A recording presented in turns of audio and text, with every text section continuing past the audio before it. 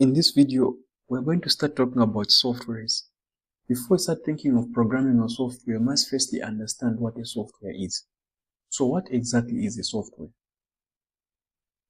Okay, so a software is simply a set of instructions that are given to a computer to run, to accomplish a given task.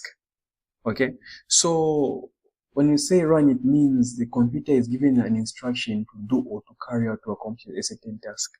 A good example of a task is when you touch, let's say an example is when you switch on the computer, give it an instruction to turn on. When you turn off the computer, you give it an instruction to turn off, and it does exactly that. It follows the instruction that you give the computer. So there must be a computer program that is able to help the computer to process these instructions. When you want to play a movie, there should be a program that is able to play a movie on the computer. Okay. So now that we know that a computer program or a software, sometimes called the computer program, just simply a set of instructions that a computer can run to accomplish a given task. Let us now look at the types of softwares. So the first type of software we're going to learn is something called system software, or sometimes called utility software.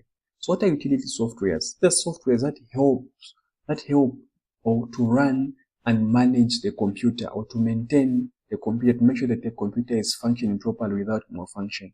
Examples of these types of softwares are an antivirus, operating systems, and also maybe a disk cleaner. The second type of an application or software that we're going to look at is called application software, or sometimes called user software. So these are softwares that are built in such a way that they are specifically meant for users. Okay, they are installed on the computer for the user to be able to do a certain task or an activity. They don't do any sort of computer maintenance. Examples of these types of softwares are, let's say, a browser. A browser helps the user to surf the internet. Microsoft Word helps the user to do what? To type documents. VLC Media Player helps the user to do what? To play videos. Okay, it doesn't maintain the computer in any way. So system software maintains the computer and makes sure that it's in good use, or has good performance. But application software helps the user to perform a certain task on a computer. The third category of software is called programming software. So what is programming software? Programming software, these are softwares or tools that help developers to write, to test, and to debug code or software. Okay, so these are softwares that developers use, or they're designed for developers to be able to write and program computer softwares.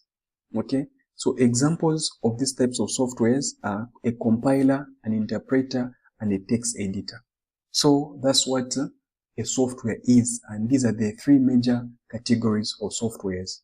So every time you're using a software, you should know whether it is a system software, which is helping the computer to run smoothly, or is it an application software, which is helping the user to do a certain activity, or is it a programming software that helps developers to develop software smoothly.